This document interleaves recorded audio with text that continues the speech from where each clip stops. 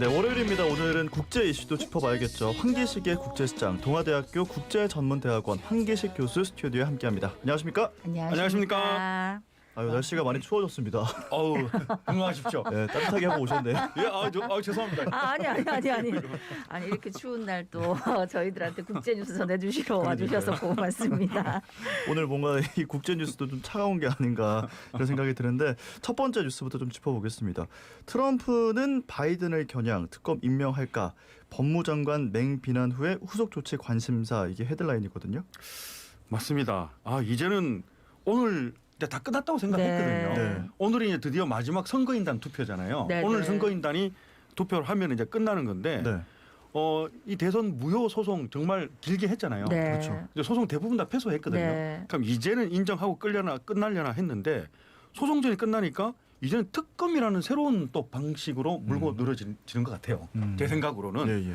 여기에 또 관심을 가져야 될 것 같습니다. 근데 이게 저는 이거 어떻게 생각하세요? 하도 이렇게 소송에서 패배하고 너무 길게 이렇게 끌고 하니까 국민 여론이라든지 아니면 더 중요하게 공화당 내에서 공화당 소속 의원들이나 과연 여기에 대해서 동참할까 이런 생각들 네네. 하잖아요. 그렇죠. 근데 생각보다는 추진력이 있어요. 여기에 동참하는 의원들도 있고 이 부분을 좀 말씀을 드려야겠어요.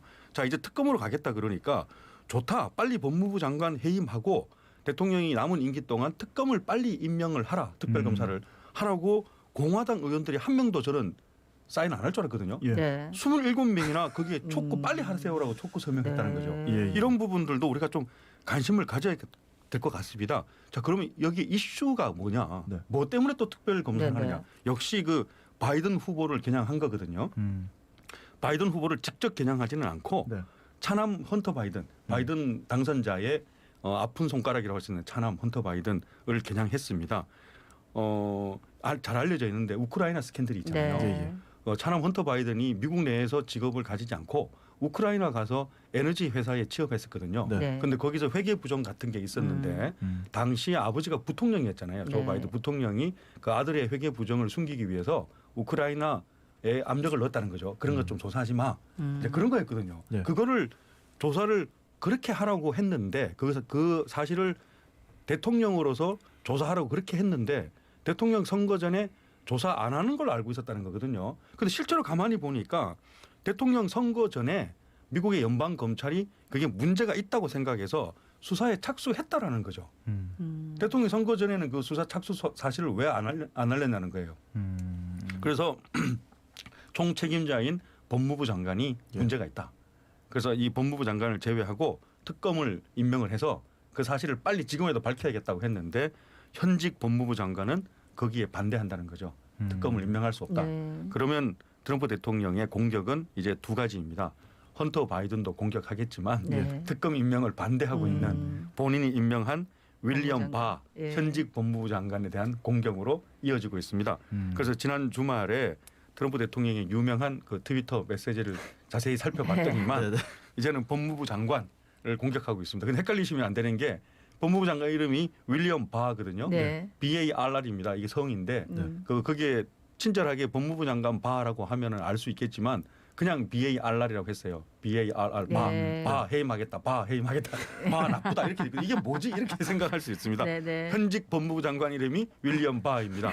바 지금 오늘 당장 해임하겠다. 네. 이렇게 거짓말장이다. 계속 이렇게 올리고 있습니다. 근데 아까 말씀드렸는데 아니 근데 이렇게 엉터리처럼 보이는데 네. 여기 공화당 내에서는 왜 이렇게 그러니까, 계속해서 예, 지지 예. 세력이 있을까? 어떻게 해서 올려야 보거든요. 될까요? 예. 일단 이번에 공화당의 하원 의원들은 7,500만 표를 얻은 트럼프의 득표력을 상당히 눈여겨보고 있거든요. 네. 본인들의 지지 기반하고 상당히 겹치니까 네. 7,500만 표를 얻은 표가 대부분 다 백인 유권자예요. 그러니까 백인 유권자가 많이 살고 있는 지역의 공화당 의원들은 아무래도 눈치를 볼 수밖에 없죠. 네. 그런데 여기에 공화당 의원들은 사인을 많이 했는데 예. 하원 의원들은 사인을 했는데 네. 상원 의원들은 아무도 사인을 안 했습니다. 근데 이거는 또 우리가 미국의 제도를 잘 봐야 되는 게 네. 하원은 2년마다 한 번씩 선거를 하게 돼 있고 네. 상원은 임기 6년이거든요. 예, 예. 그러니까 6년 후에 다시 공천을 받아야 될 상원 의원들은 나하고 무슨 관계가 네, 있냐 네. 생각하고 바로 2년 후에 공천을 또 받아야 되는 공화당 하원 의원들은 네. 눈치를 볼 수밖에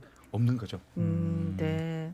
하여튼 끝까지 가만히 있지는 않는. 근데 사실 미국 국민들의 입장에서도 지금 하루에 뭐 20만 명씩 죽고 이렇게 하는데 네네. 이런 거 좀 피곤해할 수도 있겠다는 생각이 드네요. 피곤해하죠. 네. 예. 그럼에도 불구하고 나는 내 갈 길을 간다. 그래도 한 나라의 대통령인데 참 놀라움의 연속인 것 같습니다. 네, 오늘 첫 번째 소식 미국 예. 소식을 좀 짚어봤고요. 두 번째 소식 만나볼까요? 네, 예. 아니 근데 이것도 좀 놀라운 일인데 네. 후쿠시마 원전 인근에 이사를 하면 돈을 주겠다. 정부가 이렇게 얘기해가지고 지금 일본 국내 비판 여론이 굉장히 높다면서요. 예, 이것 때문만은 아니겠죠. 최근에 그 신임 그 스가 내각이 네. 출범한 지 얼마 안 됐잖아요. 네. 그렇죠. 지지율이 완전히 급락하고 있더라고요. 한 최근 며칠 사이에 17%나 17%. 하락해서 네, 네. 40% 겨우 왔다 갔다 턱걸이 하더라고요. 신임 내각으로서는 상당히 충격적인 겁니다. 물론 코로나 대응에 대한 실패도 있겠죠. 예. 지금 3천 명씩 뭐 하루에 나오고 있는데 엄청난 숫자잖아요. 거기에 대한 반발이겠지만 저는 이런 국내 여론을 무시한 후쿠시마 원전 관련한 정책들도 상당히 부정적인 여론에 영향을 미쳤다고 생각을 합니다. 네네. 아무래도 내년 올림픽을 의식하겠죠. 네. 서구 국가라든지 해외 국가들은 일본의 경제 발전에 대해서도 관심이 많지만 후쿠시마 원전 폭발이 10년 됐는데 네. 여기 대해서 어떻게 많이 회복했느냐, 안전적이냐, 특히 그 주변에 살고 있는 주민들에 대해서는 네. 안전이 보장되어 있느냐 이런 부분에 대해서 내년 올림픽을 계기로 상당히 관심이 집중될 가능성이 있잖아요. 네. 그래서 거기에 대해서 많이 미리부터 무리수를 두는 것 같습니다. 안전하다라는 걸 보여주기 위해서는 가장 큰 이슈가 보여주는 것은 여기에 원래 주민들이 다 돌아와서 살고 있다라는 것이 가장 효과적인 네, 선전수단이잖아요. 네. 그래서 인근 지역에 피난 지시를 내려서 최근에 한 10년 만에 해제했거든요. 네. 그러면 다시 원래 인구들이 돌아와서 살고 있으면 가장 모습이 보기 좋잖아요. 네. 그래서 원래 인구들이 돌아오라. 후쿠시마에 살았던 인구들도 주민들 다시 돌아오시고 다른 지역에서 여기로 이전하는 주민들한테는 돈을 더 많이 주겠다는 거거든요. 그런데 어떻게 생각하세요? 여기 후쿠시마 원전 인근으로 이사하시면은 200만 원 드리겠다는 거거든요. 200만 원, N. 200만 N. 200만 죄송합니다. 네. 200만 N. 네. 그럼 2천만 원, 2,100만 원 정도 되잖아요. 네. 그럼 정착 지원금으로 어느 정도 충분하다고 보십니까? 아니, 돈이 문제가 아니라 여기가 지금 어떤 상황인지 어떤 땅에서 뭐가 나오는지를 모르는데. 맞습니다. 예. 근데 이게 선전 수단이 될 수도 있지만은 만약에 이주를 했다가 문제가 생기면 이게 그렇죠. 더 큰 문제가 부각될 수도 맞습니다. 있는 거 예, 아니에요? 예. 그래서 저는 신기해요. 네. 또 이 조건도 돈도 큰 금액은 아니라고 저는 생각하지만 네, 네. 뭐 보기에 따라 다르겠지만 네. 그 조건 없이 주는 것도 아니고요. 또 까다로운 조건이 있어요. 이 돈을 받고 이주해 오시면은 최소 5년 이상 거주하십시오. 5년이요? 네. 예, 5년 이상 거주하시고 직장도 여기서 잡으십시오라는 거거든요. 그런데 주민들은 여론이 왜 안 좋으냐면 돈을 200만 엔을 명시할 것이 아니라 네. 여기에 최근에 방사선양 같은 것이 네. 10년 전하고 똑같이 이제 안전합니다. 이런 거부터 먼저 얘기를 하고 네. 그 다음에 정착 지원금을 드릴게요 해야 되는 건데 네. 얼마나 안전한지 방사선양이 10년 전하고 동일하게 돌아왔는지에 대해서는 언급을 하지 않고 200만 N 지원금만 언급을 하고 있다는 거죠. 그래서 여론이 상당히 안 좋고요. 최근에 이것 플러스해서 그 오염수 방류하는 것도 네. 상당히 문제가 됐잖아요. 그래서 그 지역에서 그렇게 안전하다고 홍보하실 것 같으면은 네. 우리 지역의 오염수부터 버릴 것이 아니라 도쿄 지역부터 오염수를 버려봐라 이런 네. 여론들이 있었잖아요.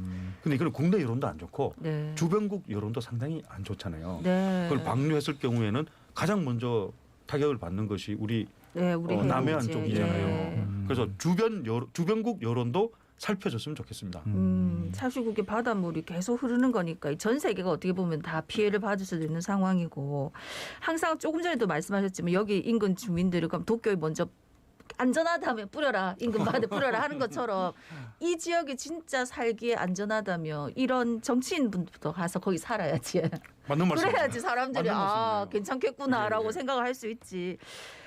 정말 요 원전은 사실은 정말 뭐 편리하고 뭐 좀 더 값싸다 하는 얘기는 하지만 사실 너무 문제가 많아가지고 이런 걸 보면서 한 번쯤 생각을 좀 해봐야 될 것 같네. 맞습니다. 자, 두 번째 이슈, 일본 이슈까지 좀 짚어봤고요. 유럽의 두 맹주 국가 독일과 영국의 해군 함정 파견 논란이 있습니다. 좀 짚어볼까요? 이 제목만으로도 약간 좀 관심을 가져야 될 것 네. 같아요. 예. 독일은 2차 대전 패전 국가니까 특히 네. 해외로 함정을 파견한다나 군대를 파견한다 이런 것은 거의 없었던 뉴스거든요. 네. 그런데 영국하고 거의 동시에 함대를 파견한다는 뉴스가 나오고 있습니다. 근데 그 내용은 조금 달라요. 예. 영국은 지금 브렉시트를 지난주에도 말씀드렸는데 이거 브렉시트 때문에요. 함정 파견이. 네. 브렉시트가 생각보다 영향을 많이 미칩니다. 내년 1월 1일부로 진짜 유럽 연합과 영국은 딴 나라가 되는 거거든요. 예. 그럼 여기에 대비해서 생각보다 많은 역량들이 있기 때문에 이번에는 왜 또 군함을 파견하냐 그랬으면 이거는 어업 협정 때문입니다. 지금까지 유럽하고 영국이 한 나라였기 때문에 예. 영국 해협은 유럽 해협하고 같이 한 나라 해협이잖아요. 네. 그래서 영국이 우리 해협이지만 한 나라로 보기 때문에 40%만 영국 어업이 고기를 잡고 네. 영국 어선이 60%는 네. 유럽 대륙 국가들 프랑스나 독일 한테 양보를 했거든요. 음. 예. 늘 거기에 대해 불만이 많았어요. 네. 아무리 한 나라로 하지만 이게 너무한 거 아니냐. 그런 여론이 많았는데 이제 1월부터는 탈퇴하잖아요. 예. 딴 나라가 되잖아요. 그러면 우리 일반 상식으로는 그동안 불만이 많았는데 야 이제는 100% 우리 영국 해협에서 나오는 그 고기는 다 우리 영국 어선이 잡겠다 하는 예, 것이 예. 상식이잖아요. 네. 근데 그렇게 안 됩니다. 음. 유럽은 탈퇴하더라도 예. 한 10%나 20% 정도만 기존의 영국의 어업량을 늘려주고 아. 나머지 50%는 계속 유럽 어선들이 잡겠다는 거거든요. 예. 그럼 노 하면 되잖아요. 네. 그러면 EU는 어떻게 하냐면 오케이. 그러면 내년 1월 1일부터 EU로는 영국의 그 생선은 수출을 못 한다. 라고 으름장을 놓는 거죠. 네. 그러면 협상을 할 수밖에 없어요. 아. 네. 그러면 울며 겨자 먹기로 50% 정도만 잡고 예. 나머지 50% 여전히 유럽 국가한테 양보할게 라는 그런 결정을 해야 되잖아요. 네. 네. 자, 그러면 이게 10%를 늘릴 거냐 20% 늘릴 거냐 30% 늘릴 거냐 지금 협상 중이잖아요. 네. 여기서 유리한 고지를 달성하기 위해서 영국 뜻대로 해주지 않는다면은 프랑스 어선부터 우리는 막아버리겠다라고 해서 함정을 지금 영국 해협에 보내놓는 거예요. 예. 으름장용으로. 네. 자, 그 용도로 영국은 함정을 출선시켰고요. 네. 그다음에 독일은 바이든 신행정부에서 협력 의지를 강력하게 나타내고 있거든요. 네. 바이든 신행정부가 가장 지금 크게 신경 쓰고 있는 해외 군사 작전은 네. 중국의 너무 남중국해에 중국의 영향이 커지니까 네. 남중국해에 지금 중국 봉쇄에 신경을 제일 먼저 쓰고 있거든요. 예. 여기에 독일이 동참하겠다라고 선언을 하고 자발적으로 함정을 파견을 하고 있습니다. 그럼 누구랑 손을 잡느냐 하면 일본, 인도, 미국, 독일이 바로 여기 남중국해에서 같이 합동 군사 작전을 하는 거거든요. 네. 그러니까 미국으로서는 일본, 인도 정도였는데 여기에 독일이 독일까지. 자발적으로 네. 합류를 해주니까 예. 너무 땡큐가 되는 거죠. 그래서 독일은 일본하고 이 작전을 잘하기 위해서 제일 먼저 일본하고 독일 국방장관이 회담을 내일 하도록 되어 있습니다. 내일이요. 네. 예, 바이든 신행정부는 땡큐 독일 박수를 치고 있습니다. 네. 일본하고 독일이 그렇게 한다는 게 굉장히 저 시사점이 크네. 기사적으로 크고 보니까. 예. 좀 이례적인 거죠. 네. 그리고 독일 같은 경우는 계속해서 뭐 사과의 아이콘 아닙니까? 어떻게 보면. 맞습니다. 예, 예. 근데 이런 일에 동참한다니까 또 세계 전국이 어디로 흘러갈지. 좀 물음표네요, 진짜. 예. 자, 그리고 다음 이슈를 좀 살펴보겠습니다. 중국과 동남아 경제 협력 촉진을 위해서 중남아 경제박람회 성대한 규모로 온라인 개최가 된다고 하는데요. 코로나 시대에도 동남아의 중요성 절대 놓치지 않겠다는 의지로 봐야겠죠. 맞습니다. 저는 이번에 안 할 줄 알았습니다. 예. 물론 차이나 사우스 아시아 이래가지고 단어를 만들었더라고요. 중남아라고 네. 만들어가지고 중국이 계속해서 미국하고 대응하기 위해서 아무래도 아까도 말씀드렸지만 일본하고 인도하고 미국하고 남중국해에서 네. 중국을 압박하고 있거든요. 예. 그럼 여기에는 탈출구는 그 동남아 국가하고 연합하는 방법이라고 중국은 생각하고 있습니다.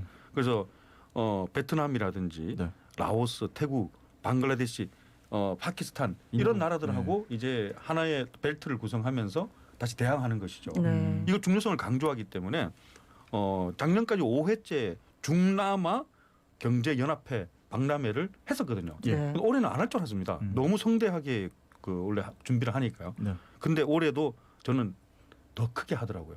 저는 예상하지 못했습니다. 100개 국가를 참여시키고 10,000개 이상의 기업을 참여시켜서 온라인으로 화상으로 주로 하는데 그 규모가 엄청납니다. 근데 작년하고 달라진 게 우리 이 부분을 잘 생각해 봐야 될 것 같아요.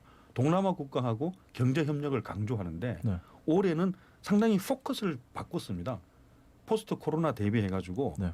이 클라우딩 컴퓨터 기술 있잖아요. 컴퓨터 네. 저장 기술하고 네. 빅데이터 기술이라든지 모바일 전자상거래 이런 사업 협력에 중국하고 동남아하고 어떻게 포스트 코로나 시대를 이끌어갈까 여기에 대해서 계속해서 포커스를 맞춰서 즉 그 초점을 바꾼 박람회를 개최를 하더라고요. 네. 이게 상당히 시사점이 있다고 저는 생각을 해서 소개를 해드립니다. 왜냐하면은 우리 바로 작년에 부산에서 네. 우리 부산에서 아세안하고 한국 정상회담이 네. 있었잖아요. 했었죠. 예, 예. 그 후로 후속 조치가 좀 있나요?